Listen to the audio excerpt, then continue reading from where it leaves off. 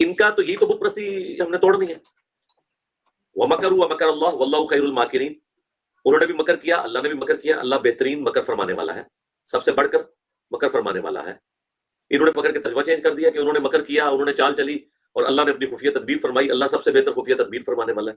یعنی انہوں نے خدا کو بھی کہا کہ تیرے الفاظ کا چناؤ ٹھیک نہیں ہے، تجھے یہ لفظ استعمال کرنا چاہیے تھا تدبیر، حالانکہ تدبیر خود عربی کا لفظ ہے.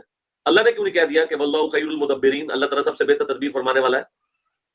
اللہ نے تو مکر کا لفظ استعمال کیا.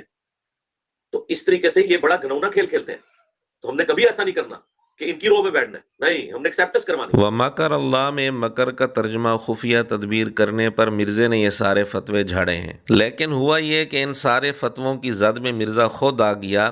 اس نے جو ابھی مولانا طارق جمیل صاحب پر ویڈیو بنائی ہے، اس ویڈیو میں اس نے خود یہی ترجمہ کیا ہے. وَمَكَرُوا وَمَكَرَ اللَّهُ، انہوں نے بھی مکر کیا اور اللہ نے بھی اپنی خفیہ تدبیر فرمائی. وَاللَّهُ خَيْرُ الْمَاكِرِينَ، اللہ سب سے بہتر خفیہ تدبیر فرمانے والا ہے. الحمدللہ.